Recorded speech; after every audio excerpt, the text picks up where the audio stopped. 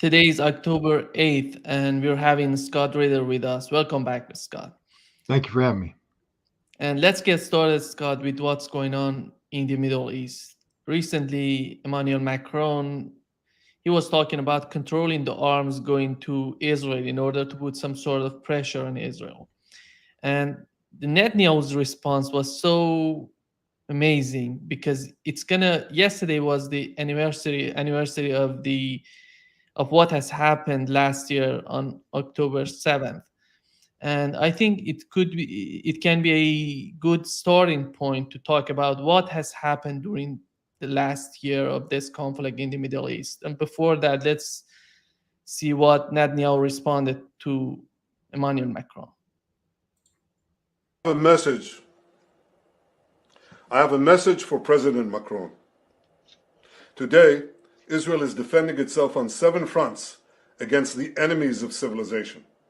We're fighting in Gaza against Hamas, those savages who murdered, raped, beheaded, and burned our people on October 7th. We're fighting in Lebanon against Hezbollah, the most heavily armed terror organization in the world, which was planning an even greater massacre than October 7th on our northern border, and that has rocketed Israeli towns and cities for nearly a year. We're fighting against the Houthis in Yemen and the Shiite militias in Iraq and Syria that together have launched hundreds of drones and missile attacks against Israel.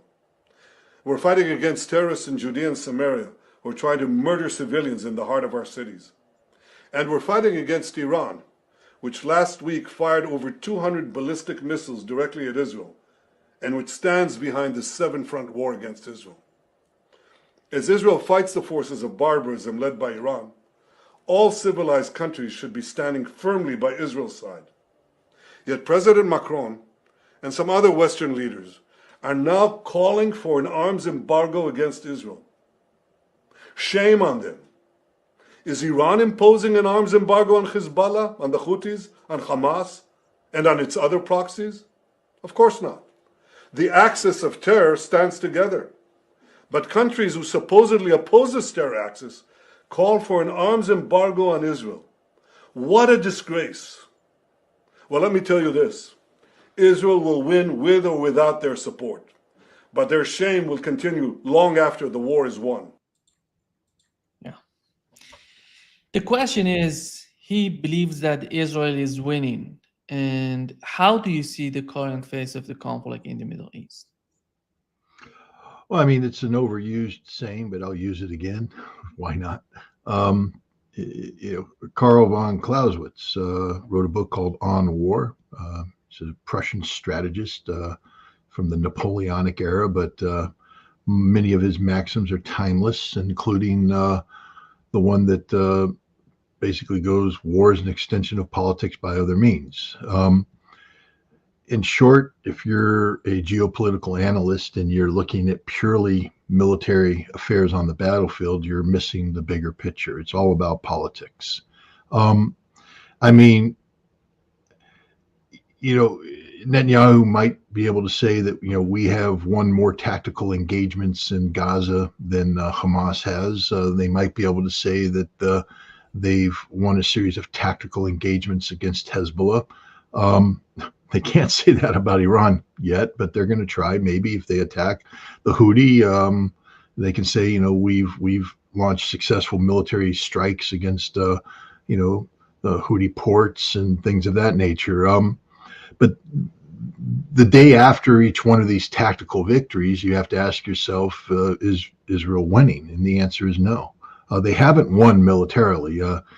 Stringing together a series of tactical victories does not a strategic victory make. I mean, America learned that lesson in Vietnam, where very rarely did we suffer a tactical defeat. Almost every engagement we had with the enemy resulted in the Americans controlling the battle space afterwards. But that wasn't what it was about. It wasn't about, holding Hill 861 or, clearing, Valley X. It was about defeating the enemy. And we never defeated the Viet Cong, and we never defeated the North Vietnamese, and therefore we lost the Vietnamese War. Why? Not because of the military per se, but because of the political aspects of it. The American people basically lost the will to continue the fight. we exhausted ourselves, and so we left, and the Vietnamese won. Israel has said that its definition of victory with Hamas is the physical destruction of Hamas as a military organization or terrorist organization, to use the Israeli terms, and its elimination as a politically viable entity. This is not the case. Hamas is very much alive and well and living and fighting the Israelis. The Israelis don't control Gaza. I think they've learned the hard lesson that simply parking yourself on the top doesn't mean you control what's underneath. And the Hamas is inflicting a death by 1,000 cuts on the Israelis. Hamas politically is more viable today than it has been ever in its existence. It's done more to create the circumstances for the existence of a Palestinian state than any other Palestinian or entity or Palestinian ally. So Israel, it's clear Israel has lost the war. If we were judged today, they've lost because they haven't achieved their political objectives, and Hamas is achieving its political objectives. You can't discern victory simply by looking at the battlefield. The same thing with Hezbollah. Israel now has said that it seeks the physical removal of Hezbollah from south of the Litani River, and they seek to destroy Hezbollah as a terrorist organization. One of the metrics used, in addition to seizing territory in southern Lebanon, is to create the conditions conducive to the return of 60,000 Israeli settlers who reside in the north who have been evacuated. In order to do that, you have to eliminate Hezbollah's ability to fire rockets into northern Israel. Israel somehow believes that occupying Lebanon up to the Litani River would somehow achieve that objective without acknowledging that technology has changed, that that Hezbollah possesses the ability to strike Israel from locations that are north of the Litani River. So, but even then, let's take a look at what they've done. They haven't succeeded in the south. They're bogged down. They're fighting on terrain that Hezbollah's had 16 years to 18 years to prepare for this fight. There's not a valley, a village, a street, a hilltop, a nook, a cranny in that battle space that Hezbollah hasn't walked over and assessed how we can get a mortar shell to land here. Where does the mortar have to be? What coordinates do we have to put into the mortar? What's it, what elevation, etc. They've test fired everything so that when the Israelis come running up the hill and they go, take cover here, they're in a place, and the Lebanese go, well, that's pre-targeted zone, Alpha Alpha 012, fire, boom, bam, death. This is what Israel's moving into. And they tried it in 2006. They failed, and I anticipate that they will fail again. Iran, Israel's never had to deal with an Iran that was capable of striking it decisively. And there's nothing Israel can do to stop it. The missile defense shield doesn't work. This is a reality. And if they want to extend it, Israel's going to find that there is a soft underbelly, that the next targets won't be hardened aircraft shelters on a military base, but rather, soft, water purification plants, energy production plants, power plants, distribution plants, other critical infrastructure. And then that's the end of Israel as a modern nation state. When Israel loses the ability to generate electricity, there is no electricity in Israel. When Israel loses the ability to pump fresh water into the households, there is no fresh water. There is no sewage. Israel ceases to function as a modern nation state. How is this victory? Israel is weaker today than it has ever been at any time in its life. The Houthi have shut down, effectively embargoed Israel's second largest port, Eilat, in the south. Haifa is under attack now. So that port facility is no longer. Insurance companies are going to be like, well, we can't insure you going into Haifa anymore because there's rockets coming down, and we can't afford to pay the premiums. Israel, $67 billion economic hit over the course of the last year, and it's going to get worse. On September 9th, 2003, Benjamin Netanyahu gave a speech where about an initiative that Joe Biden had put forward at the G20 summit in New Delhi, the India, Middle East, European Economic Corridor. He said, literally, he said, this will change the face of the Middle East and Israel forever. This is the greatest single event in Israel's history. These are his quotes. Well, the India, Middle East, European Economic Corridor isn't going to happen ever because of Israel. You know, what Netanyahu is ignoring, the reason why France and other nations are turning their back on this, Israel has exposed to the world its reality. It's a brutal apartheid genocidal regime. That's it. The Israeli people have exposed themselves as people who support and sustain a apartheid regime that commits genocide. And the world is disgusted by this. Even a world that is accustomed to the slaughter of Arabs. I mean, let's just be clear about it. You know, the world doesn't blink when Arabs die. Hell, if we blinked when Arabs died, we would blink a long time ago.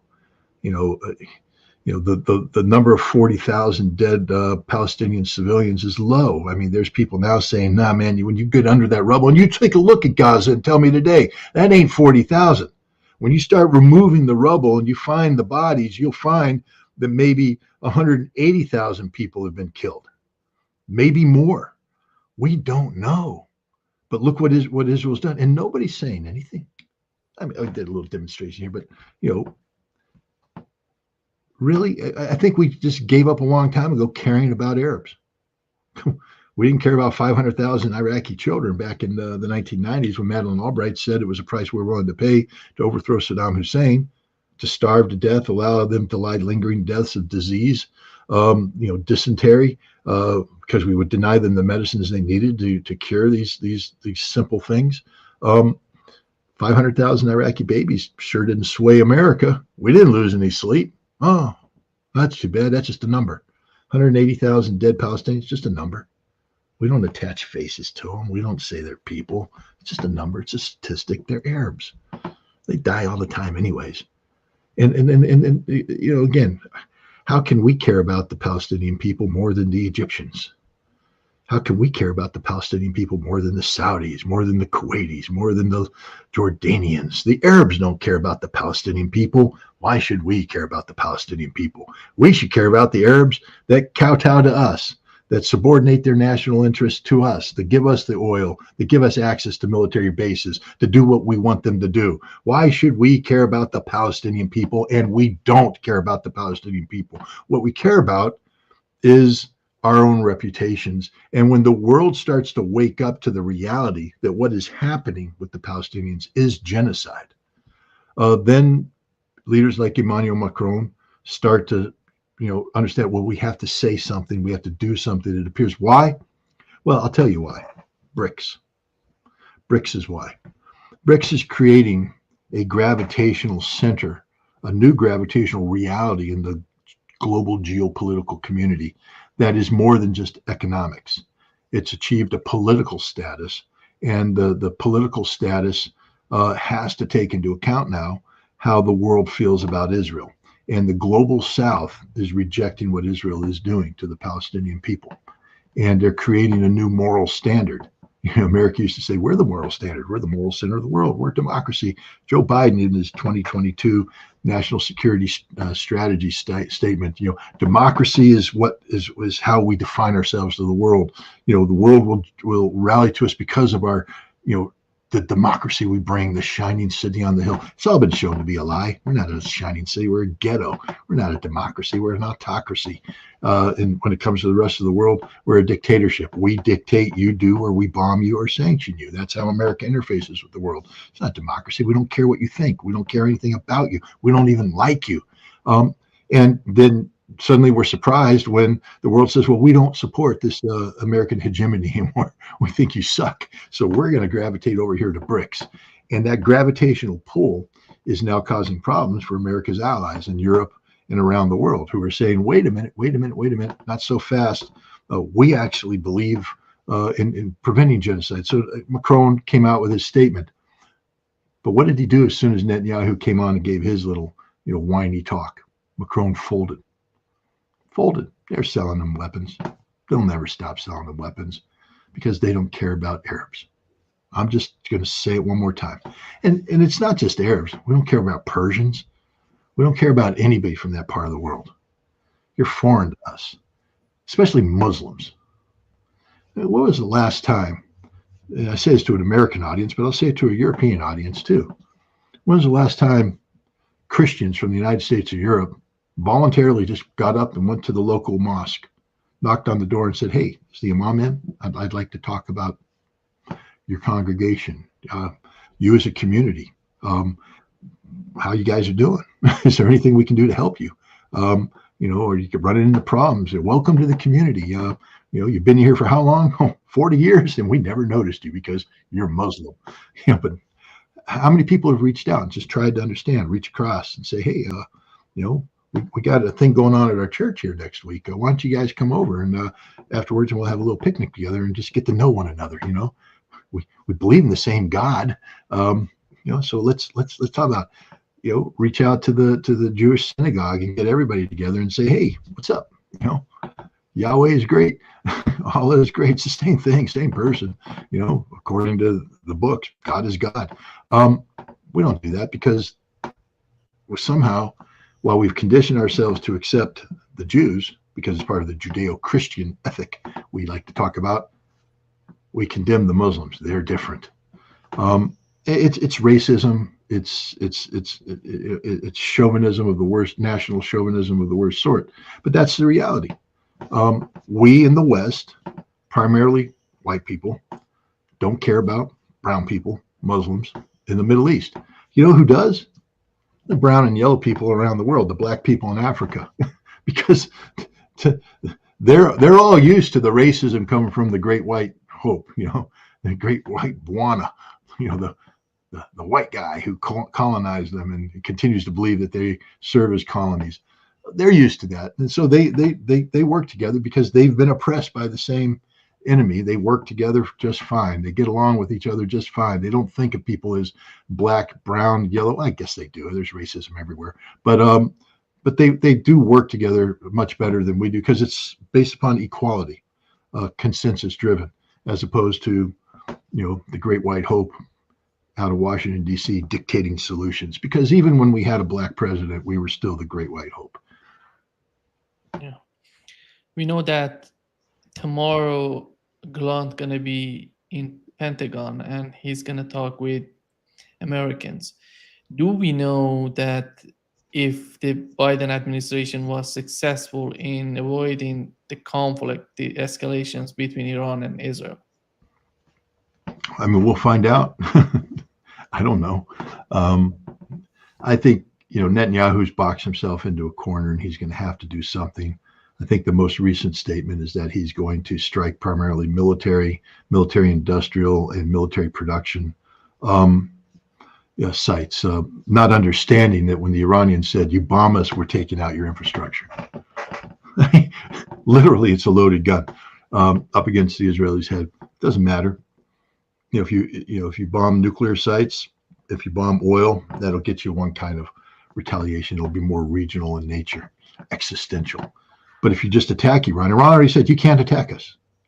It's not like we're going to give you permission to attack us. If you attack us, we're taking out your infrastructure. We'll take out your power plants, water desalination, distribution, energy production. We'll take it out. Now, whether Iran does that or not, I don't know. But hey, they fired 200 missiles into Israel the other day, showed they can do it. They're not afraid of it. They'll do it again. This time, I think they'll come in with more missiles, better missiles. And I mean, this time they fired a whole bunch. The Iranians are smarter than the average dog.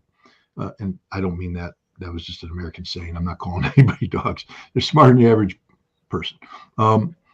They fired a whole bunch of older liquid missiles.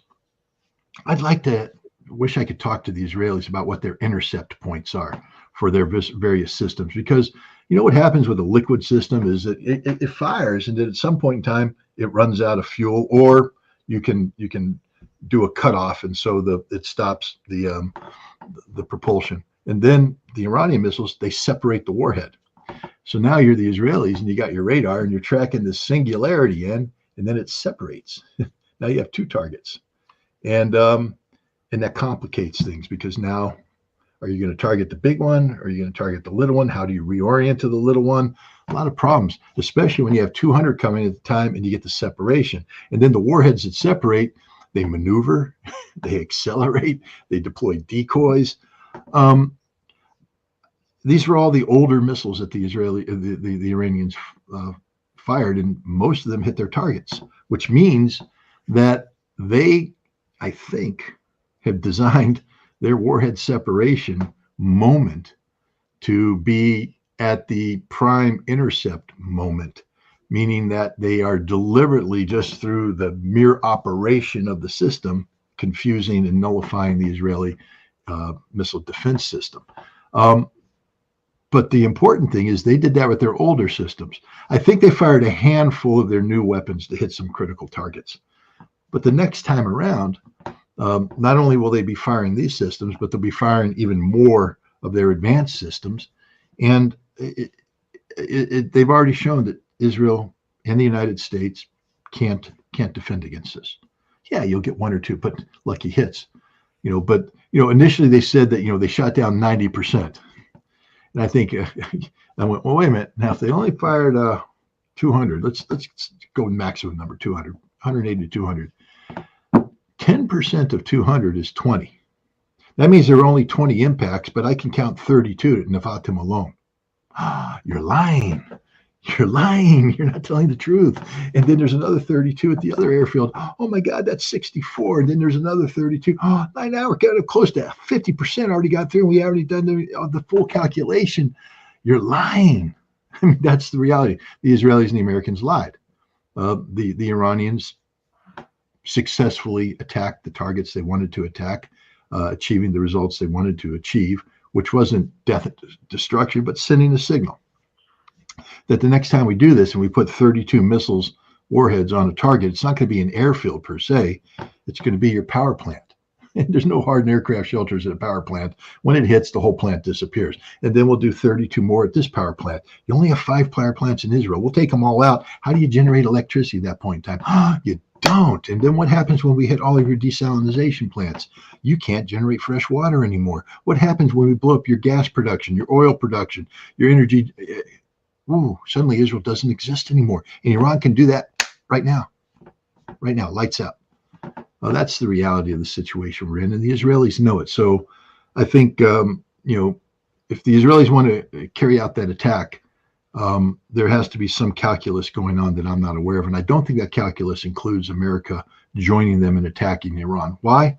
Because all that death and destruction I just talked about can be put on every single American base in the region, and we don't have the missile defense to protect it. We got a handful of Patriot batteries. We got a couple Aegis ships. The ships will be sunk. The Patriot batteries will be destroyed, and Al Udeid Air Base will cease to exist. Every aircraft we have on there will be gone. And any base we go off to, whether one in Kuwait or if we flee to Saudi Arabia, we'll take those out.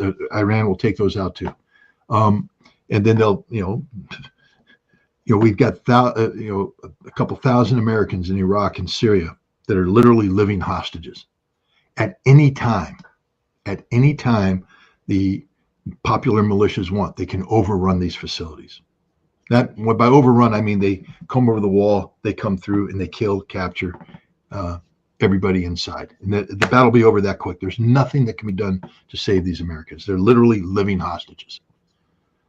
And what American president wants to turn to the American people and say, well, last night, to appease the genocidal, maniacal regime in Tel Aviv, I authorized American forces to participate in a futile effort to shut down Iran's military capabilities. As a result, we've lost 10,000 dead. Blame me.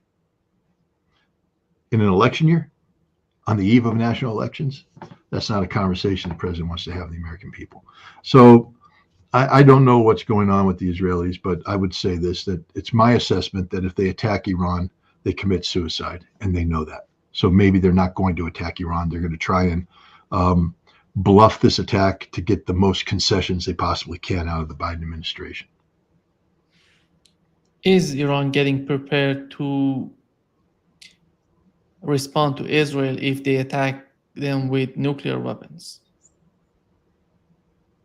If Israel attacks Iran with nuclear weapons? Because we've heard, it seems that there are some rumors that Iran has tested a nuclear bomb. The problem with that test, there's two major problems with that test. One is the diversion of nuclear material away from the International Atomic Energy Agency's ongoing monitoring regime. Yes, the Iranians have blocked IAEA inspectors from looking at centrifuge production and other things that were never part of safeguards, always part of the expanded inspection regime under the JCPOA, but the Iran nuclear deal. But the actual safeguards agreement is designed to account for the totality of nuclear material in Iran. And that safeguards agreement is still there, still in place. Inspectors are still going in, and there's been no talk about the diversion. And remember, this wouldn't be insignificant diversion. This would be a massive diversion of a particular, component. This is the 60% enriched UF6, uranium hexafluoride, that Iran has produced, ostensibly to support the production of metal fuel plates for a research reactor in Tehran. But there's more, they have more there than that. The IAEA has assessed that Iran could produce up to 3 nuclear weapons, I think by now up to 5 nuclear weapons using this material, but it would have to be diverted. So there's been no talk about massive diversions. And unless Iran had a totally secret, uranium enrichment program, which is highly unlikely because of, again, the fact that the JCPOA was pretty comprehensive in tracking this kind of stuff.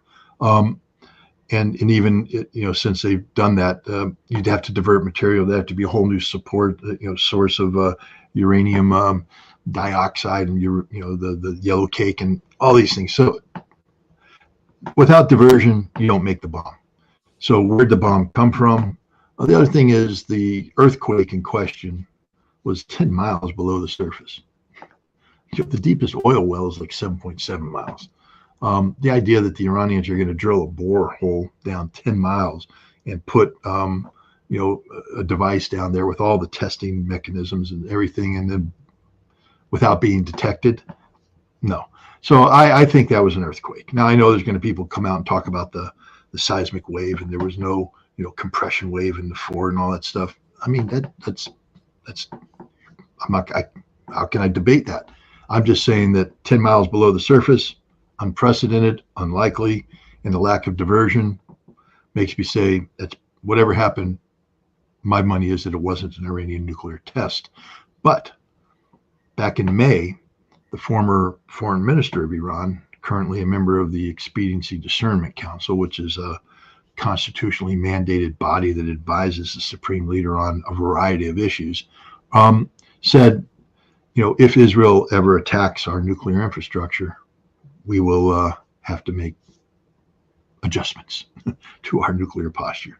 The implication was that Iran would make a nuclear bomb in response.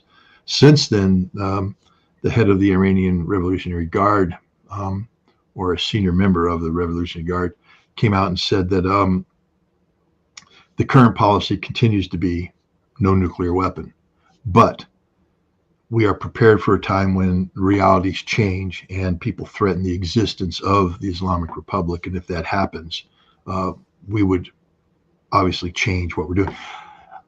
I don't think the Iranians make these statements in a vacuum. I think these statements are made about the time that the former foreign minister made his statement. There was talk about Iran procuring specific components usable in a nuclear device. High explosive components. Again, we don't have IAEA inspectors monitoring Iran's explosive production capabilities. And, I think Iran could very easily, in a very short period of time, and I believe they already have done, assembled basically 3 to 5 nuclear devices minus the fissile material. Now, I don't know what design they're going to use. Are they going to use a spherical compression? Or use a gun device? I don't know. The easiest one is the gun device. The other one, where you have to make the different lenses, requires a lot of testing. If you want to do a quick boom bomb, a gun device, and they have the uranium to do it.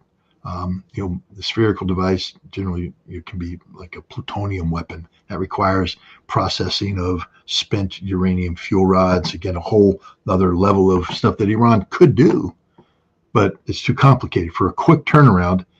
My bet is a gun device. It's going to produce a yield of 15, 20 kilotons, enough to destroy all of Tel Aviv, Haifa, Eilat, central Israel, Beersheba, Dimona. That's it. And if Israel uses a nuclear weapon against Iran, I can pretty much guarantee that Iran will destroy all of Israel. Israel will cease to exist. That's a guarantee. And that's not me just speaking out, thin air. The Iranians have pretty much said that. And again, the Iranians aren't going to make this statement. The Iranians, when they made the decision to attack on October 1st, that decision was made as part and parcel of a strategic understanding of what could happen because of this, up to and including Israel using nuclear weapons in response. Iran has already factored in all of these possibilities, and they have scenarios for each one. The second Israel started talking about the potential of using nuclear weapons, I think things have been triggered inside Iran. I'd be very curious to hear from the IAEA and their report card on the potential diversion. I'd like to know when the last time they did a full accounting of Iran's UF6 60% enriched uranium hexafluoride. I'd like to know the last time they did that. I'd like to know the last time they inspected the underground cascades that are specifically designed to produce the high enriched uranium. Because if I were the Iranians, I would have already begun the process of making highly enriched uranium. I would have already, just statements of the Israelis alone said, okay, let's do it. And I would have quietly sent out signals to my Persian Gulf neighbors that you don't want to let the United States use bases, and you don't want to have Israel attacking our oil infrastructure, because from a self-preservation standpoint, we have to take out everybody's oil infrastructure. We can't allow ourselves to be isolated that way. For deterrence to work, the world has to understand we will take everything out. Therefore, if we are attacked, we will take everything out, which creates global economic chaos, high prices, the whole works. But we'll see. But I think Iran will be a nuclear power before the year is out. They have no choice. Israel has behaved in a totally irresponsible fashion. They're going to get more and more desperate as they continue to fail across the board. The other thing that has to happen is that the United States and the world now have to stand up and confront Israel on its nuclear weapons program. We can't allow it to exist anymore. It's irresponsible. And I would say at the same time, once we target Israel's nuclear weapons program, we have to go to the Iranians and say, you don't get one either.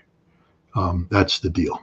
We will verifiably dismantle this, but we have to come in and make sure you don't have one, and nobody else gets one too.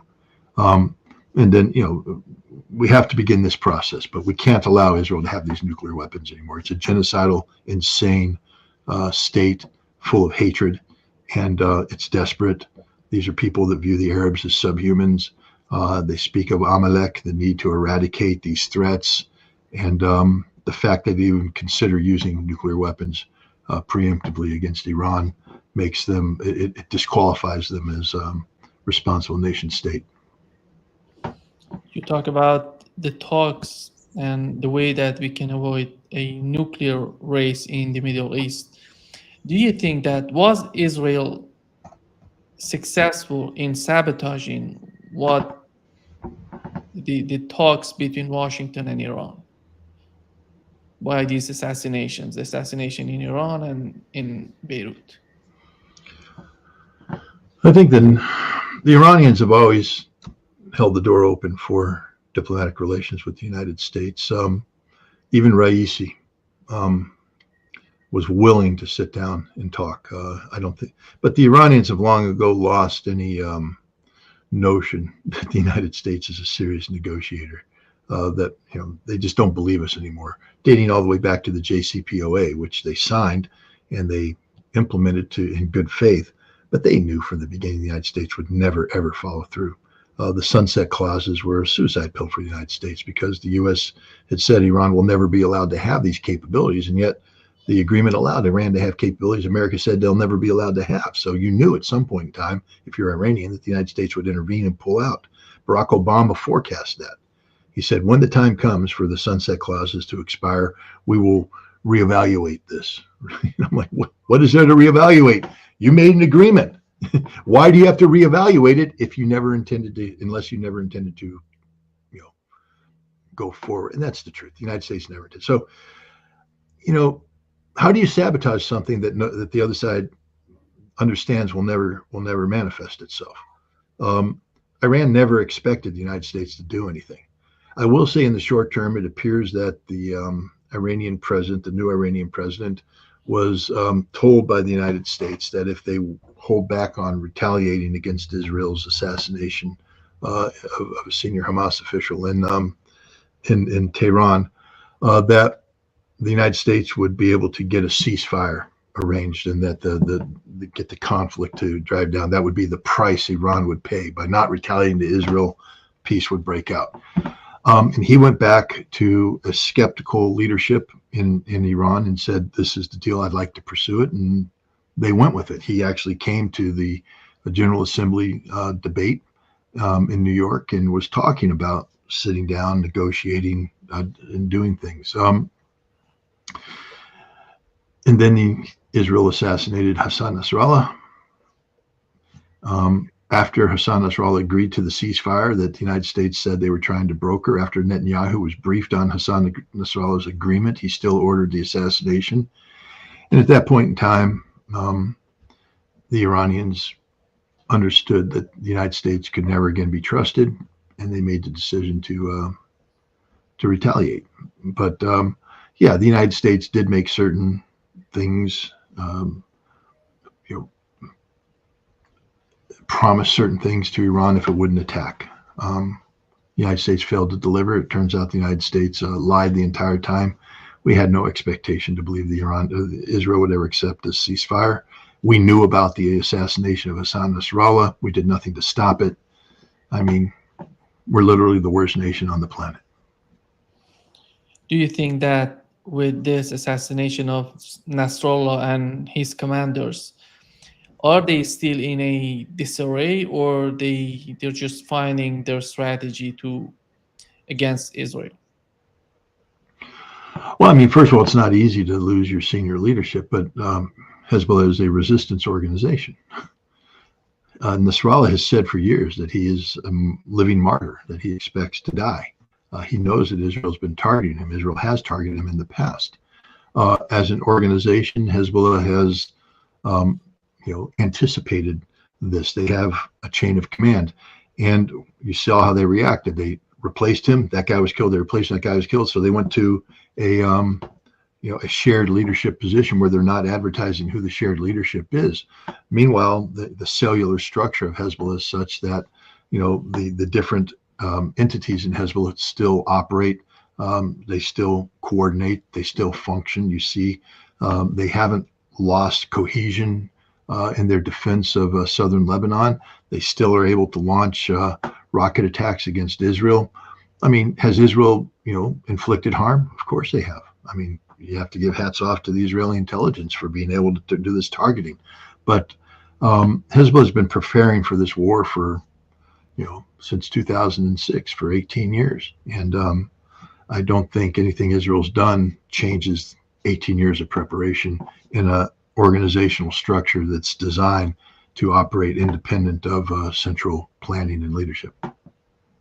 Scott, when you look at the situation in Gaza right now, after 12 months, a year in this conflict, how do you find the situation in Gaza? Because at the same time, Israel is fighting Hezbollah, they're attacking Gaza as well. And it seems that with this conflict with Iran, together with Hezbollah, everybody's just forgetting about Gaza and what's going on right now in Gaza. What what's your assessment of the Israeli strategy in Gaza? Are they trying to attack at the same time Hezbollah and Gazans, or they're focused on Hezbollah right now? Well, no, clearly they're doing both. Hamas hasn't gone away. Hamas continues to resist. The Israelis are continuing operations. It appears Israel is focused on securing the Philadelphia corridor, which connects Gaza to Egypt, and then they've dug a corridor in the middle of splitting Gaza in half, a northern half and the southern half. And this appears to be Israel's long-term strategy, to focus on that. But Hamas hasn't gone away. The tunnels are still there. Some people estimate that 80% of the original tunnels are in place. Hamas has apparently had success recruiting amongst the population of Gaza to replace fighters that have been lost. The resistance has the ability to resupply, and it's there. It hasn't been defeated. Hezbollah always hesitated to, the reason why they didn't jump to escalation is, one, they wanted to protect the people of Lebanon from what's happening now, collective punishment and total violation of international law, slaughtering thousands of innocent Lebanese who have nothing to do with Hezbollah. But that's how Israel operates. But Hezbollah wanted to avoid this kind of escalation, do a managed escalation at the front. It's clear that Israel has opted for, increasing the scope and scale of its conflict with Hezbollah. And what's going to happen is that fewer people are going to be talking about what's going on in Gaza. This has always been something that Hezbollah and Iran wanted to avoid. If Israel and Iran get involved in the fight, people stop talking about what's going on in Lebanon. Right now we're speaking of the thousands of people who are dying in Lebanon and somehow forgetting the 40 to 180,000 Palestinians that died in Gaza. And if we get into see a broader conflict between Israel and Iran, we'll stop talking about Lebanon. We'll be talking about this and energy security and the impact on, global energy markets. This is always the risk of escalation, is that you lose sight of the original fight, which was to create a Palestine. But then what happens is the potential of Palestine becoming, because if you can say, well, we can reverse engineer all of this back down to a solution in Gaza, suddenly you have more political imperative to have a solution in Gaza. So it's a gamble, because once you get into global energy markets and strategic conflict between Israel and Iran, there's no guarantee you're going to be able to reverse engineer that back to Gaza and people just forget about Gaza. But if the cure is resolving the Palestine issue, and then Iran says, well, then we no longer need to be in a conflict. Hezbollah says we no longer need to be in a conflict, and we can bottle it up. Maybe that's what's needed, because right now what's happening isn't working on either front. You have the world giving lip service to the need for the creation of a Palestinian state, but you have nothing really practical taking place. And you can't, as long as Benjamin Netanyahu is the prime minister. Scott, there is a division between analysts, political and military analysts, when it comes to the case of Israel. In your opinion, I talked with Michael Hodson, Gilbert Doctorow, and Larry Johnson. They have different ideas, and Ambassador Chas Freeman, together with Larry Johnson, they're thinking that the United States Israeli lobby is in charge of what's going on in the Middle East. And on the other hand, we have Michael Hodson and Gilbert. They're talking about that the United States is in charge of what's going on in the Middle East. In your assessment, is the military-industrial complex, is the Israeli lobby in the United States, is Israeli government in charge of what's going on? Who's running the show, in your opinion? Well, I don't think it's black and white. I think there's, I can say this. I don't know, the background of all these people, what their, scope and scale of their experiences are. I know that, Gilbert Doctorow was a successful businessman in Russia, and that's it. and now he's, talking about things. I don't know what his background is. I know that when I resigned from my position as a UN weapons inspector in 1998 that I was courted by the Israeli lobby in a major way. I was brought into the inside of AIPAC, to the Washington Near East Institute, and saw their interaction, watched as they lobbied senators. I watched how Trent Lott, who at the time was the Senate Majority Leader, basically did whatever it took to appease the Israeli lobby. I saw how AIPAC insinuated itself into every aspect of the mass media market. I saw how they fundraised. I saw how they did everything they do.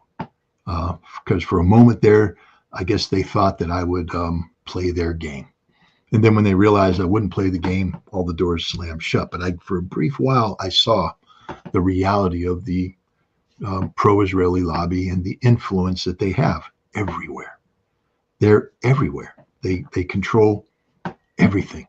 But at the same time, within the United States, within the establishment, there are elements that are just vehemently anti-Israel. Where the lobby hasn't broken into, and these are deeply entrenched things, and that's when you get into energy security. As strong as the Israeli lobby is, they're not as strong as ExxonMobil, Standard. When we're talking hundreds of billions or trillions of dollars of economic potential with a global scale, the Israeli lobby doesn't control them. The Israeli lobby doesn't control the pharmaceutical industry. The Israeli lobby doesn't control a whole bunch of things in the United States. They have a very limited, span of control and influence on things that pertains particularly to Israel. The Israeli lobby does not control the Pentagon. I'll just make that absolutely clear. The Israeli lobby doesn't control the Pentagon. They may have the ability to influence the Pentagon. They've sucked parasites here, there, and everywhere. They don't control the Pentagon.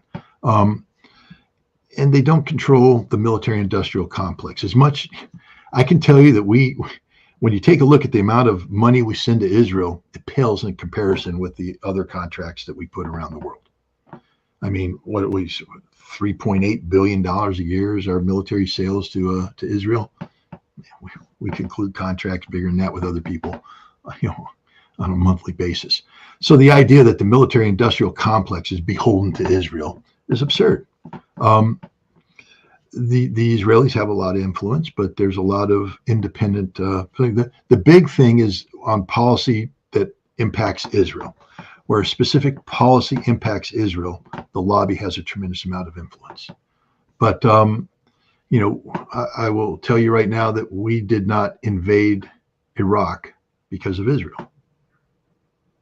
I mean, Israel played a role in it, a supporting role. But I remind people that up until 1998, the Israelis were actually working with the United Nations to achieve the disarmament of Iraq in opposition to the American policy of regime change. You see, the Israelis had a regime change policy in place that was brought to fruition right after the Gulf War ended. When Yuri Sergey, the commander of military intelligence, made a decision that they need to kill Saddam Hussein. And from 1991 to 1993, the Israelis bent over backwards to kill him. They put in special forces teams. They reconned the area. They got right up to Aujah and Tikrit and picked the assassination spot. They knew how they're going to fly in, where their guys were going to be. They picked the event. It was the death of Saddam's uncle. There was going to be a funeral. The funeral procession was going to come down by Aujah, and the assassination teams were going to take him out with these special designed rockets. Sayat Matkel guys working with Golani, working with the guys that are going to flee to the desert, get on helicopters and go home. They did rehearsals, live rehearsals, where they put teams on the ground to do it. I know, I met the guys that did it, and they were going to kill this guy, kill Saddam. And then in their final dry rehearsal, live fire, it wasn't supposed to be live fire. It was supposed to be just a rehearsal with all the political people there. They had a live fire accident. They fired a rocket towards the car that was carrying the simulated Saddam, and it was a real thing. Bam, they killed him, killed a bunch of the commandos, and that was the end of the mission. Then people leaked it to the press, and once you leaked it to the press, that was it. Can't do it again. And at that point in time, the Israelis made the decision that they have to find another way to deal with the problem of Saddam. And that's when, through a variety of means, including me leading, participating, I can't say I led it. I was one of three people when it was my idea. Two other UN officials came with me to meet with Yuri Sergey and other senior Israelis to talk about Why don't they try the disarmament route? And we convinced the Israelis that disarmament was the best way to go forward. And from 1994 to 1998, I traveled to Israel all the time, met with these guys. I met with the guy that was supposed to be Saddam, the guy who thought like Saddam.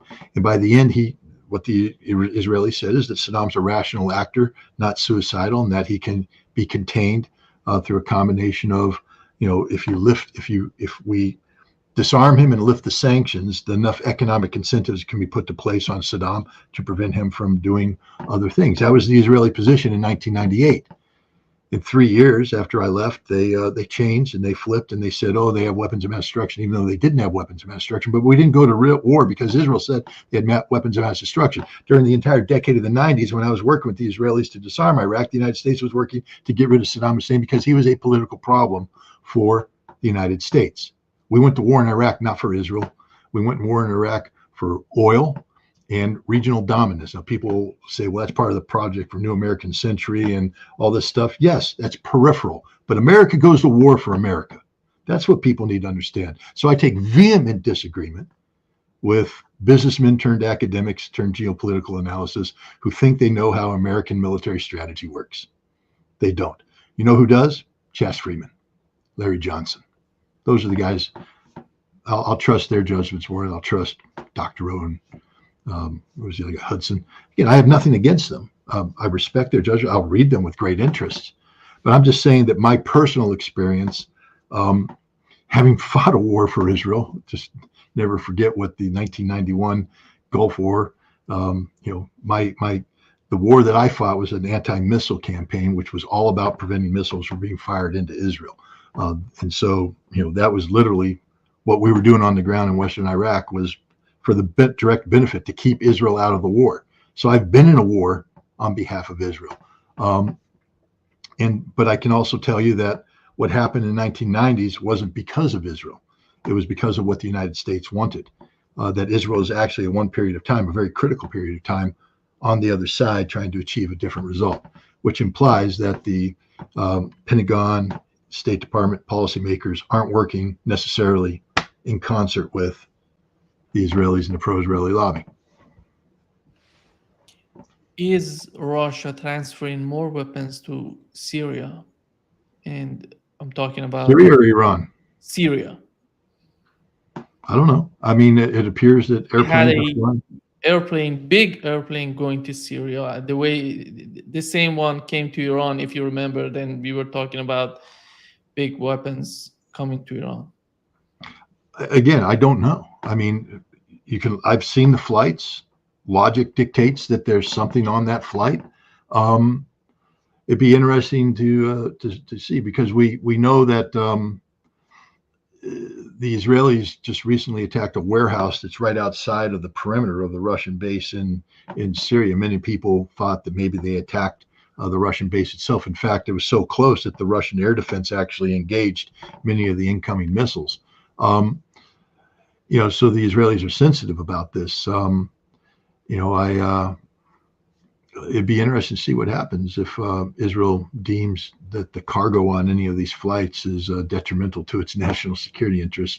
Would they dare attack a Russian cargo plane? It's a dangerous game the Israelis are playing, but we know that Russia has, reports are that Russia has approved the sale and may have actually transferred, several batteries of S-400 surface-to-air missiles, facilitating the transfer of a number of Su-35 advanced Generation 4 plus fighters to Iran. I don't know what they're doing with Syria. Maybe an upgrade to Syrian air defense, because Israel has just been bombing Syria at will, and it's sort of embarrassing for the Syrians. So maybe Russia is going to upgrade their air defense systems as well. I don't know. And how about right now in Ukraine, Scott? Say again? In Ukraine, right now, Ogledar is in the hand of Russians. It seems that it was a very strategic city for Ukrainians. But how about Russian? How important is that for Russians? And would that mean for the next step on the part of Russians? Well, let me make it as clear as possible. Uladar is a urban area in Zaporizhia. Zaporizhia is Russia. So ask me that question again. How important is it to Russia? Every inch of Russian soil is important to Russia.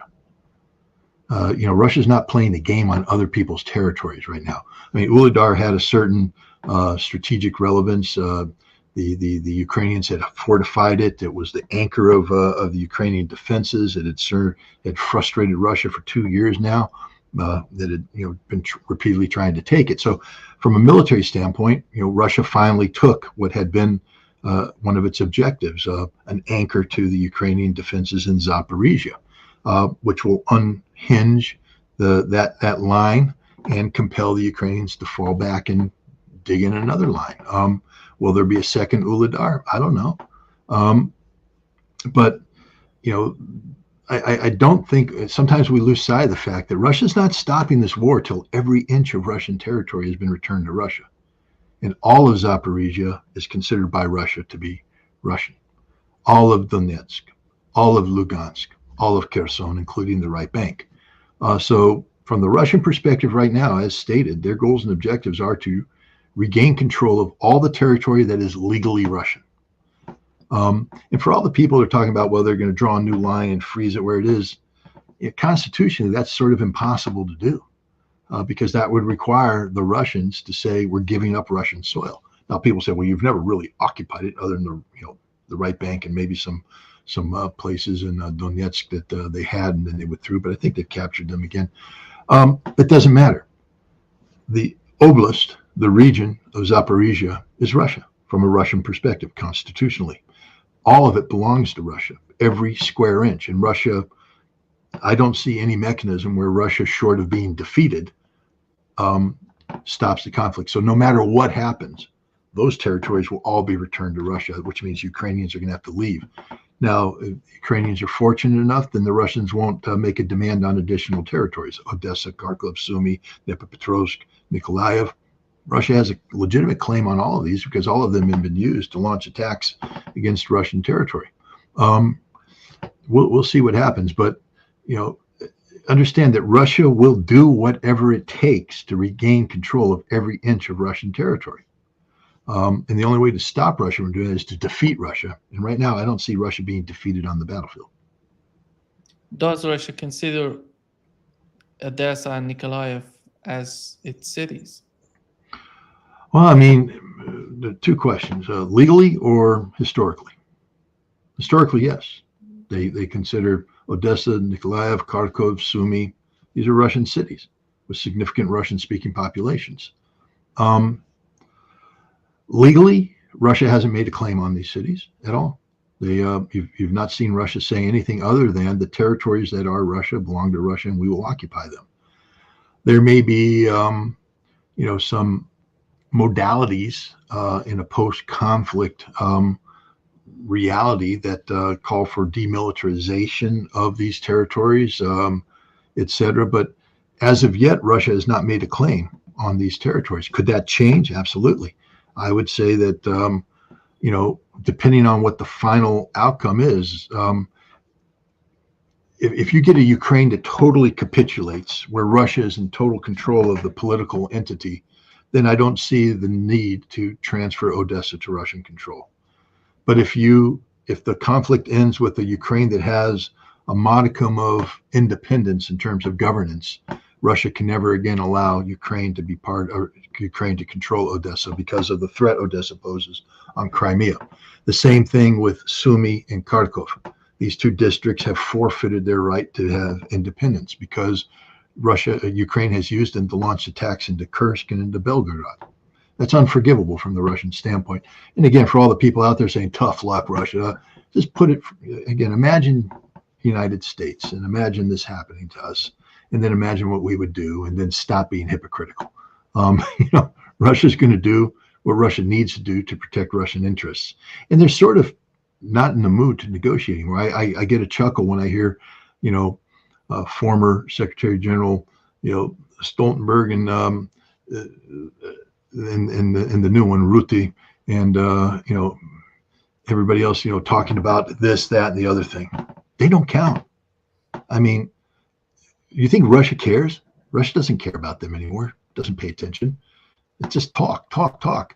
Russia's in the business of winning this war, which means whatever you want to bring to Ukraine, Russia will consume, eat, spit out, chew out, kill, destroy, and keep moving.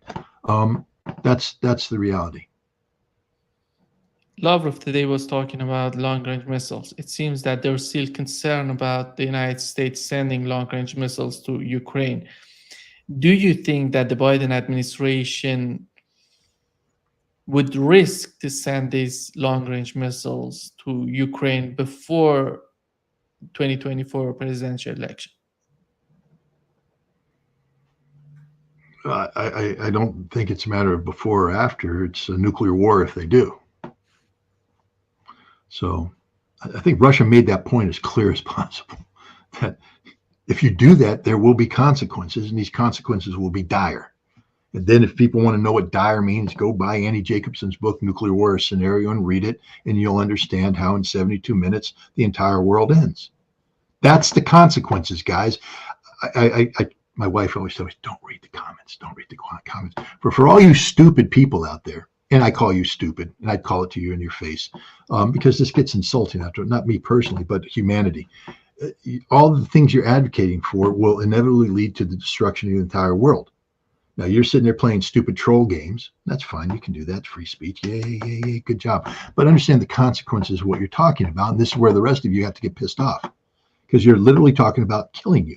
The interesting thing about Annie Jacobson's book, I just bought it this last weekend and spent all day Sunday reading it back and forth twice, is that while it's a work of fiction, it's derived from interviews she had with the guys who will do all the jobs that are mentioned in the book. So she didn't make anything up. It's there, how things would happen, decisions that would have to be made, etc. And the frustrating thing is how at some point in time, the nuclear employment plan, the nuclear posture goes on full automatic, and rational thought no longer applies.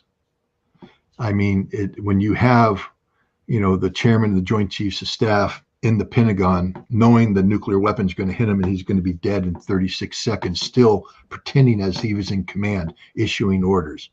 When the world has already ended and you have the head of Strategic Command in his airborne command post coordinating the launch of missiles to kill even millions of more people, hundreds of millions of more people, even though soon he's going to run out of fuel and there's no place to land and he's going to die too. It's on full automatic. The world ends automatically. So anybody out there thinking, well, no rational person would let this happen. It's on full automatic, full automatic. And all you have to do is cross that initial threshold. So for all you idiots out there talking about let's give the Ukrainians the weapons so they can strike targets deep inside Russia, that's the initial threshold. All right? And everybody else needs to act accordingly. So, these trolls, pound sand, go to hell, die. I don't care. But stop being stupid, because you're literally saying you want to commit suicide. And that's your business if all you want to do is take yourself out. But the policies that you're promulgating are policies that will lead to the deaths of humanity.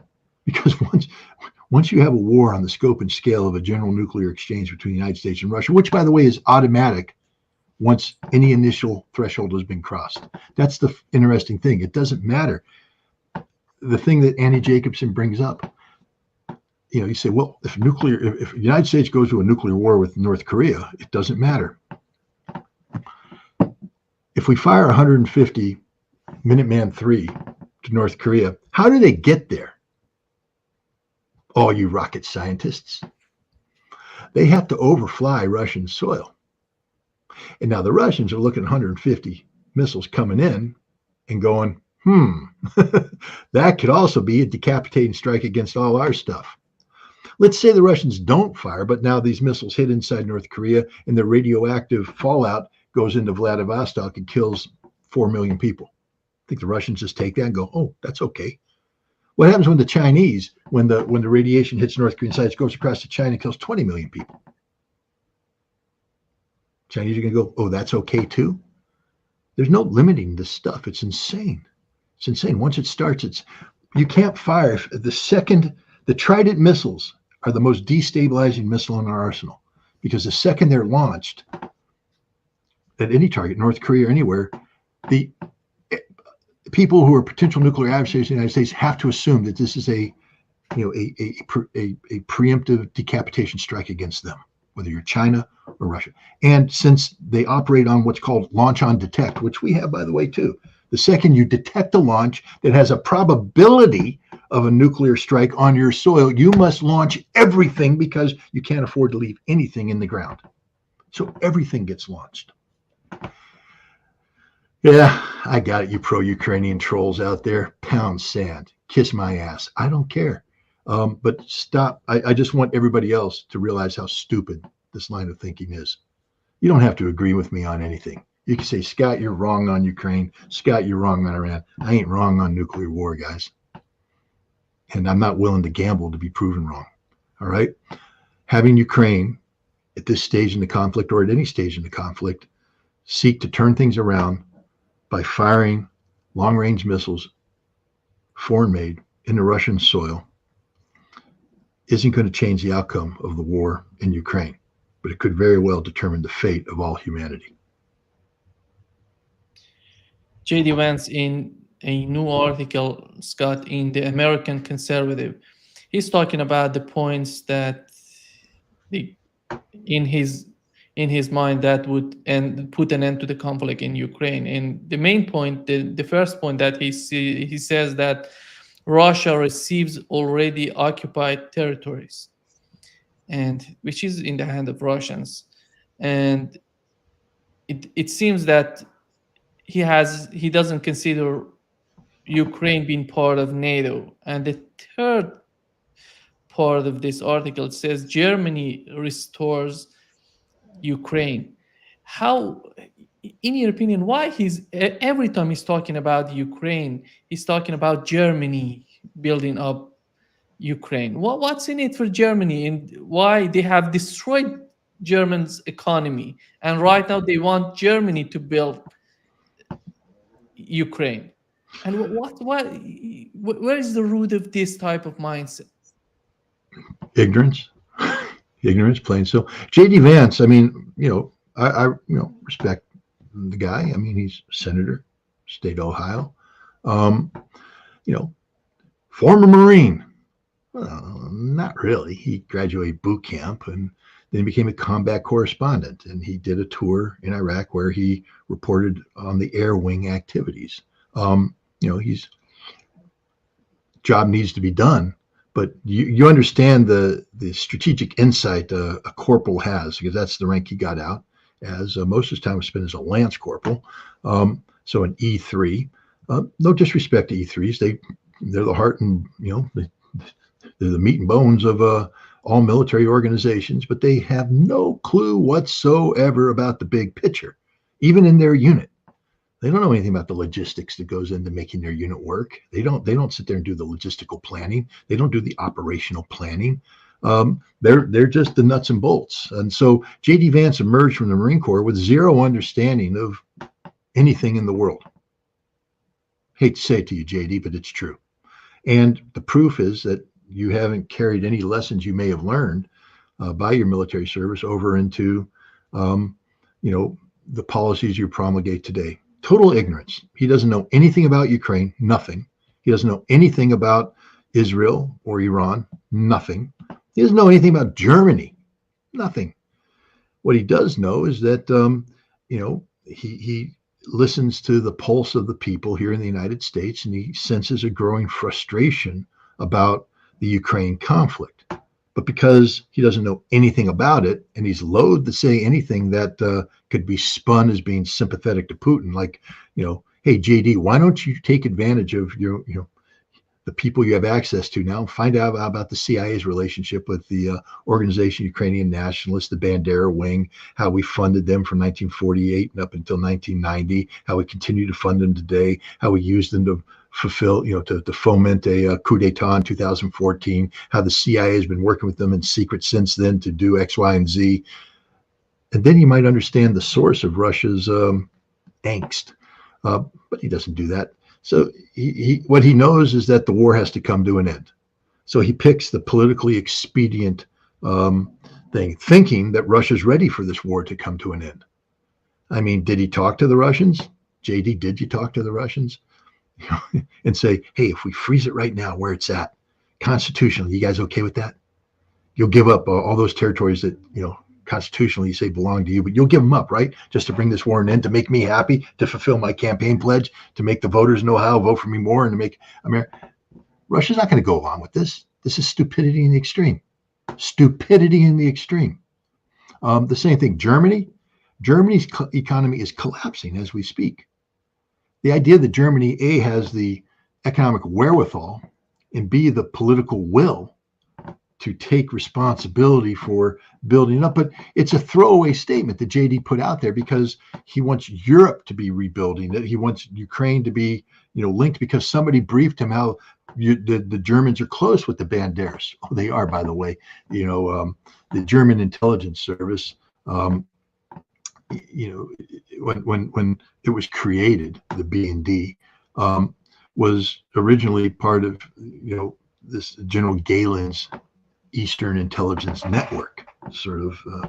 And one of the things the Eastern Intelligence Network did is work with the Banderists while the Nazis occupied the former Soviet territories, the former Polish territories, Belarusian territories. And even after the Germans pulled out, they would parachute in these teams that would hook up with them and coordinate this. And the Germans were supplying it up until the very end, receiving intelligence up until the very end. And when the war ended, an American military intelligence came in. They said, oh, don't stop receiving that intelligence. Keep those systems alive. We want to know what's going on. And so these Nazis, literal war criminals, were kept alive, formed, organized, worked for the United States, later worked for the CIA. We took over that. And we've been working with the Banderas, who are literal Nazis, ever since. And the Germans have been part and parcel of that. So maybe JD knew about that. I doubt he did, though. But I think he understands that there's some connectivity between the Germans and the Ukrainians from a historical standpoint, and that somehow that would be conducive to Germany overseeing the reconstruction. But the reality is Europe can't reconstruct Ukraine.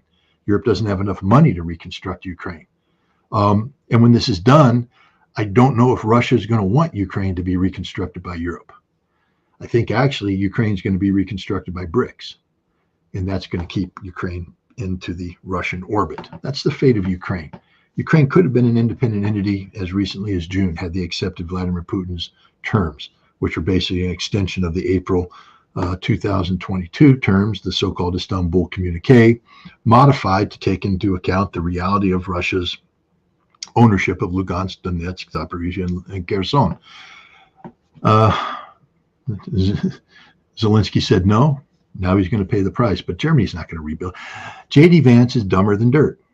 Donald Trump's dumber than dirt. This is a man who thinks he's going to pick up the phone and convince Vladimir Putin to do whatever he wants. Joe Biden, we know, is dumber than dirt. Kamala Harris, that would be, too. None of them understand the realities that they're in right now. The United States doesn't have a vote unless it wants a nuclear war. Other than that, we've become irrelevant because what more can we do? That's the question that has to be asked. What more can we do? And then when you define what we can do, then the question has to be asked, how much more will we actually do? Just because we can do it doesn't mean that politically it will be supported. And I think Americans are tired of giving money away to Ukraine. That's the bottom line, especially, after, the Hurricane Helene. And now we've got, I forget, is it Martin? Is that the one coming in next? Or Marvin or Martin? Supposed to be category 5, category 6, unprecedented damage is going to happen. And remember, these are, if Biden thinks he's winning Florida, he's crazy. And if he thinks he's winning Georgia, South Carolina, and North Carolina, he's even crazier. If he thinks he's winning Tennessee, he's insane. Because all these people now have seen the reality of the Biden government.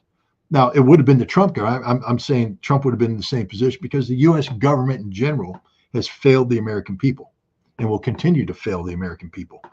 But the American people now are looking at how easily we transfer $8 billion to Israel, $8 billion to Ukraine, but we can only give $750 maybe to American citizens in need. So I think the American people are tired. And then every American citizen has to ask themselves, what happens if it comes to me? What happens if there's an earthquake in California? The United States government will abandon you every much as we abandon people. In upstate New York, what happens is there's a catastrophe there. Out west, massive wildfires. The U.S. government will abandon you because they don't care about you. They do care about Israel, apparently. They do care about Ukraine. They'll pour good money after bad there, but they're not going to give the money to the American people that the American people need. And even Trump has said, people, wake up. He won't send aid to California because California didn't vote for him. Well, don't run for president, you idiot. Get used to the fact that even if you're president, it means a lot of Americans didn't vote for you. If you're lucky, only 40% didn't vote for you. If you're unlucky, 49% didn't vote for you. But the bottom line is, you're not a dictator. You don't have a complete mandate, and you have to serve all of the people, even those who didn't vote for you. And yet he's out there saying straight up, I'm not going to send aid money to California because of Gavin Newsom and California politics. I'm sorry, Mr. Wannabe President. That dog don't hunt. I mean, the bottom line is we don't have a qualified person running for president. J.D. Vance is an idiot. Donald Trump's a buffoon. Joe Biden's senile, and Kamala Harris is fake. That's it. We got Jill Stein. Good one. Scott, when we look at the bigger picture of the world, in Ukraine, we've passed the breaking point between the United States and Russia, and the situation is so dangerous right now. And in the Middle East, we are approaching a breaking point and a major war between Iran and Israel. And if Trump wins, we can definitely say that the situation between the United States and China would worsen. And how do you see the diplomacy, the current state of diplomacy in the United States, and how do you see the future? Do we have any sort of hope to have at least somebody in Washington to talk with these powers and these military powers, these regional powers, the global powers? There is no diplomacy right now. We don't do diplomacy. We dictate. We dictate solutions. We dictate outcomes. The National Security Strategy in the United States, published by the Biden administration in 2022, said that the maintenance of the rules-based international order is the foundation of American foreign policy. That means the maintenance of American global hegemony. The world is rejecting that. We see that with BRICS. It's just not happening. And even the Biden administration admits that's the case. But we don't have a plan B to fall back on. We don't have, diplomats out there trying to, implement a mitigating strategy to the collapse of American influence around the world. Russia just pulled a genuine diplomat, Anatoly Antonov, out of the United States. He'd been serving here since 2017. I had the honor and privilege to have lunch with him on a number of occasions and to attend functions at the embassy where I was able to talk with him. The man negotiated the last arms control treaty between Russia and the United States, the New START treaty in 2010. The man is an expert on America, speaks fluent English, understands our country better than many Americans understand it. And yet for 7 years, he was ignored by the United States. And his last major action as a diplomat was to tell the United States that if you fire these long-range missiles into Russia, there will be a nuclear war. Imagine that, a man who wanted to promote arms control, a man who wanted to promote good relations with the United States and Russia, his last official act was to say, we will go to nuclear war against you. So he's gone. He left. Who knows who was going to replace him, but doesn't matter because we don't talk to them. We ignored them. It was frustrating to go to the embassy and see this man saying, this is my job, and they're not letting me do my job. That's the fact. We don't have diplomats anymore. We have, because a diplomat requires, you speak to Chas Freeman, Ambassador Freeman. He's a diplomat, quintessential diplomat. He has a deep understanding of the world. He's pro-American, and he will promote pro-American policies, but he understands the consequences of these policies, and he will inform people about, if we do this, this should happen, because he has a deep appreciation for the world that we live in. And he respects the other people as well. Again, he's an American. He will promote American policies, but he will also try to make those policies as realistic and responsible as possible. He was the ambassador to Saudi Arabia during Desert Storm. I can't say I met him at that time. I didn't, but I know of him. I worked closely with the political advisor that advised him, and I read his cables, so I know where he was coming from. Jack Matlock was one of the last, second to last American ambassador to the Soviet Union. He left his job in August of 1991, right before the coup against Gorbachev, but he was there during the critical period of time of disarmament and perestroika, glasnost, etc. Read his book, Anatomy of an Empire, and Anatomy of the Fall of an Empire. It's up here someplace. I just read it, but the depth of comprehension and understanding of the complexities of the Soviet Union and Russia are manifest throughout. Then read Michael McFaul's book about his experience, and you'll see that he has no understanding of Russia, no understanding of anything. He's just a pure propagandist for the United States. To produce a diplomat, to produce a Jack Matlock and a Chaz Freeman, you have to have an enterprise that is willing to produce such, and that starts in academia. You have to have people that can enter into institutions of higher learning, Stanford, Georgetown, Harvard, Yale, all these places where the great minds gather. And those institutions have to allow them to be open in their exploration of these different issues. During the Cold War, people used to go to Leningrad for 6-month tours, go to Moscow for 6-month semesters abroad. Even though it was the Cold War, that was the evil empire, we actively encouraged people to go over and meet these people and talk to them. When the Soviets came here, you would attend their functions, meet them, talk to them. That was encouraged, not because we were afraid. We weren't afraid that the Russians were going, oh my God, if you're exposed to Soviet thinking, you're going to go over. No, we were confident in who we were and what we were, and so confident we said, learn everything you can about them so that we can effectively interact with them. Today, sadly, that's just literally not what happens.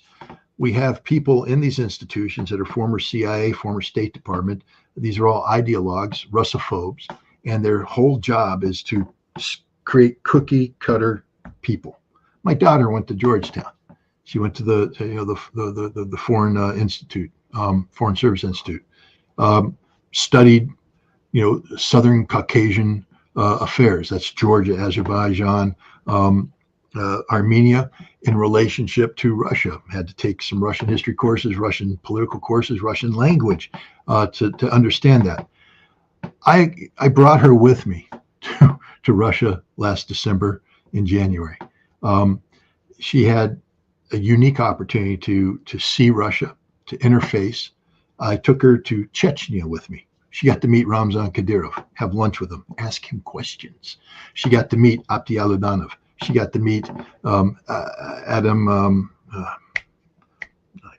name escapes me right now. She got to meet all the senior Chechen leadership and talk with them, interact with them. She got to go to museums and have the head of museums talk to her about what she's seeing, go to the big mosque, meet with the imam and talk about the importance of religion in Chechnya. I mean, these are just amazing opportunities. And when she returned to Georgetown, I have to tell you, in my day, had I done a trip like that, my administration would brought me in and said, Scott, we need you to host some seminars. We want to bring people in. We'd like to talk to you. Can you do a special event? My professor said, could you write a paper about that? We're very interested in what you saw, what you learned. Her fellow students said, why don't you quit? You disgrace the institution. How dare you travel there? How dare you meet with Ramzan Kadyrov? How dare you do these things? And this was supported by Georgetown leadership. And I'm like, wait a minute, Georgetown, read your own damn rules. You're violating your own code of conduct, academic ethics. You're supposed to be open-minded, never question people's attempts to learn. And yet she came back knowing things that none of your damn professors know. How many Georgetown professors have met with Ramzan Kadyrov and can talk intelligently about Chechnya's posture vis-a-vis Georgia? None. She could, because she did. To Talk to Abdi Aladanov about the problem of integration of Chechnya in the post-Chechen war conflict. She was there. She was in that conversation. These are important things. It doesn't mean that you yield the floor to Kader's posture and all this stuff. It means that you've educated yourself, you've informed yourself, and now you come back and you contribute this knowledge to a broader debate, discussion, and dialogue about how America deals with this region. Georgetown wasn't interested because they're not interested in free thinkers, the kind of free thinkers we need to have effective diplomacy. We can't have effective diplomacy if we don't have effective diplomats. And if we're not training effective diplomats, we'll never have effective diplomats. So until the entire system is purged and we come in with a new a way of training, we have to purge everything, not just get rid of an administration, but we have to knock out 80% of the teachers in these institutions. We have to purge the ranks of all the people that have closed minds. We have to start bringing in people with open minds so that when we send a diplomat abroad, they are the modern day equivalent of a Chas Freeman and a Jack Matlock, and not just simply a cookie cutter of Michael McFaul. Can you hear me, Scott? I can hear you. I can't see you, but yeah, just let me check it out. What's going on here? Yeah, sorry for that.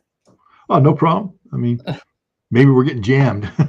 Yeah, I think YouTube's been kicking off everybody who has me on. So, And Scott, when you talk about the situation right now in the United States, but on the other hand, we have Iran, Russia, and China. How do they think about the situation, in your opinion? How do they find, or they, the question would be, the way that you're describing the situation in the United States, that would bring some sort of shock to these countries because they want to negotiate, they want to talk with the United States. But do you think at the end of the day, these hardliners in these countries would prevail to not to talk with Washington, to go after some sort of aggressive attitude toward the United States? Let me put it this way. If you think of diplomacy as control rod, imagine the world's geopolitical system as a nuclear reactor. And if we don't have diplomacy, it'll blow up. It'll go critical and blow up. Diplomacy are the control rods that are inserted into the reactor to keep it under control, to keep it functioning, keep it moving. So you need that. Now, each control rod is a different part of the world. So, if you lose a certain number of control rods, it's going to start overheating, and you need to reinsert them, or you're going to have a problem. Now, each one is its own little universe. Let's focus on Russia and America for a second. Back in the Cold War, when Russia was the evil empire, we engaged in diplomacy like you wouldn't believe, across the board. And basically, the Soviet Foreign Ministry and the Department of State had, a variety of offices that dealt with all the ways America interacted with the Soviet Union. And each office had the phone number of their counterpart, and you had the phone book. And so you say, oh, let's say I'm the desk officer for, I don't know, avian flu. And someone said, Scott, the European sparrow, I'm not going to go into a Mighty Python skit. European sparrows are starting to drop dead. And we don't understand it, but the migration path of the European sparrow takes it over, Armenia and Azerbaijan through Georgia into Turkey. Could you find out if anything's going on? I open up the phone book and I look over, and I got my Soviet counterpart, European sparrow. I've met at a couple conferences. I've gone to European sparrow conferences and avian flu conferences. We've met, we've talked. I met his wife on occasion. I introduced him to my wife and all that stuff. So I know who he is. Call him up. Hey, Sergey, how you doing? Yeah, it's Scott. Hey, got a question, man. I mean, what you can tell me, but what do you know about European sparrows dropping dead in Armenia? Is anything like this happening? Hey, Scott, I don't, it's not crossed my radar, but I'll get back to you. I'll look at it. And he would come back and go, yeah, look, let's say it's sensitive. Let's say there was a nuclear accident. You can't talk about it. Scott, what I'm going to tell you right now is I can't tell you anything. Understand the situation I'm in. That tells me everything. Then I come back and I say something might be happening in Armenia. Or you can say, no, man, there's nothing going on. We've been doing it. I have some data I can send you, da da da da, and we talk. We're not making treaties. We're not making policy. We're talking. We're communicating, and we're making problems go away before they manifest themselves. And that happened from the bottom of the phone book all the way up to the top of the phone book. That kind of connectivity taking place. When I spoke to Russian diplomats over the course of the last few years, we would talk about the phone book. They said, well, for a while we continued to staff, and this especially happened during the Trump administration, because Trump came in and just refused to fill a lot of these positions in the State Department because he's Donald Trump and he's the smartest man in the world, and these stupid bureaucrats can't do anything right. Da da da da da. So he just didn't fill them. They said, well, we were there, but I mean, why pay a guy to sit at a desk when there's nobody on the other end? They pick up the phone, they call, nobody answers. Pick up the phone, they call, nobody answers. So we reassign them. And what happens if you don't exercise the muscle of diplomacy is it atrophies. The body adapts. We don't know how to do diplomacy anymore because we don't have the various mechanisms in place. And it's the same thing to a lesser degree with China, because what we tend to do is dictate, not negotiate. We dictate outcomes. And so when we're in the business of dictating, you don't need all these desk officers because there's nothing that can be done. They're waiting for the dictation to take place. And so the Chinese and the Americans, that diplomacy is starting to atrophy as well. Not as bad as what's happened with Russia. It's a real tragedy. It's very dangerous because, again, arms control. We spent decades from the late 1960s all the way up till 2010 building the muscle of arms control in diplomacy. Now, we had, John Kennedy built a agency called the Arms Control Disarmament Agency in 1961, totally dedicated to arms control. Imagine that. And it worked till 1999 when Bill Clinton went, superfluous, get rid of it, and we'll drop down its functions to other places. But by diluting that, what you're saying is arms control not important anymore. It's not important to us anymore. And what happened is the nuclear infrastructure that used to have to deal with the Arms Control Disarmament Agency from a negotiation standpoint, making sure that everything we did complied with the intent of disarmament set forth by the executive, that wasn't there anymore. And they took over. And having the military in charge of nuclear policies, like having the fox guard the chicken, the hen house, all the eggs are going to go gone and the hens are going to get eaten. Can't have that. But we don't have that anymore. We don't know how to do arms control anymore. We don't have, the Paul Nietzsche's or the Warnke's and these geniuses that grew up during the Cold War and understood it, knew all of their Russian and Soviet counterparts, and they knew how they thought. They understood how to make things happen. That's all gone, and nobody's doing it. We don't do arms control anymore. There's nobody that does it. So, how do we, at this most critical time in the nuclear era, where we need arms control now more than ever, we need people to be talking, working. We don't have anybody that does it. It's atrophied. We're going to have to reinvent the wheel, and this isn't the time. This is like being in a Formula One race. And you know how the car comes in, you need the pit crew to come out and pop, pop, pop, pop, pop with the tires to gas it up and get going. This is like in the middle of the race saying, get rid of the pit crew and let's bring in the high school home economics class. Hey guys, you've been to auto, you guys learned what a car looks like. Well, today you're going to be the pit crew for a Formula One crew. You're like, what?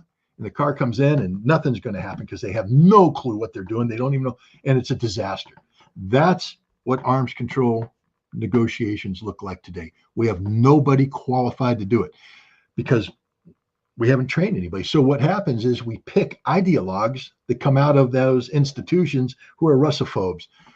To give you an example of how dangerous this is, during the Trump administration, they had an assistant secretary of defense who gave a presentation at the Arms Control Association where he literally said it is the goal and objective of the Trump administration for Chinese and Russian leadership to wake up every morning not knowing whether or not today's the day America is going to nuke them.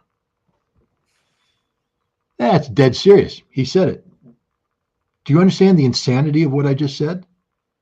That the goal was to have the Russians and the Chinese wake up every morning not knowing whether today was the day America was going to nuke them.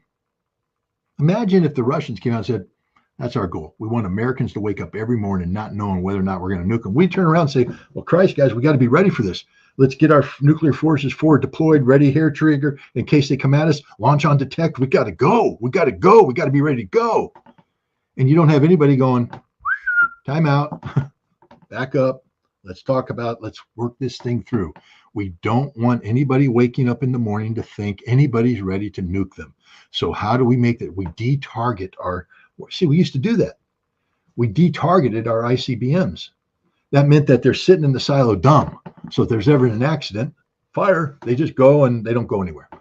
But now, no, we have a certain number of them already preloaded, ready with the war plan.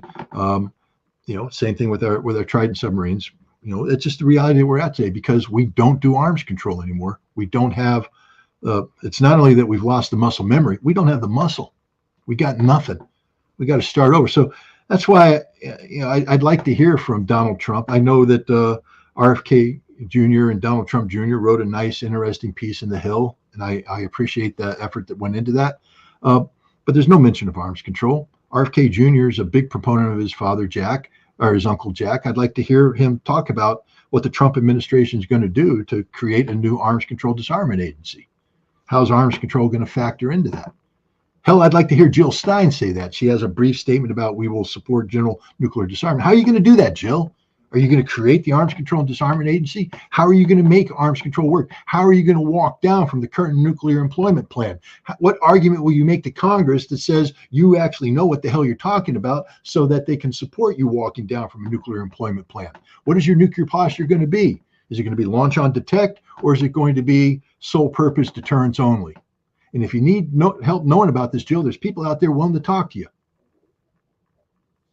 But if you continue to ignore it and just move forward, we lose confidence in you. And we know that the Biden administration isn't going to do a damn thing because Joe Biden, although he gave lip service to sole purpose doctrine when he ran for president, as soon as he became president, he recertified launch on detect, preemptive nuclear strike, and now he's expanded the nuclear employment in very dangerous ways that create the possibility for inadvertent nuclear conflict at any time. And Kamala Harris is just too stupid to live. She doesn't know anything about anything I've just said, and I don't know if she could ever be brought up to speed on it because, again, she lacks the cognitive capability. So we're in a lot of trouble. We need to make nuclear disarmament one of our top priorities as a nation so that when people say they want to be the chief executive of the United States, they understand how important it is for them to get, read up on this issue. But right now, nope, the American people don't care. We're not talking about it. So why should the politicians talk about it? And the military is not going to let the State Department get involved. They're just going to say, we got it under control. Read Annie Jacobson's book, and let me tell you what happens when the military says they have it under control.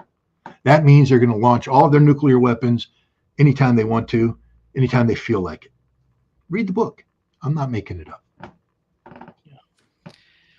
Thank you so much, Scott, for being with us today. Great pleasure, as always, talking with you. Well, thanks for having me. I hope YouTube doesn't censor you for this.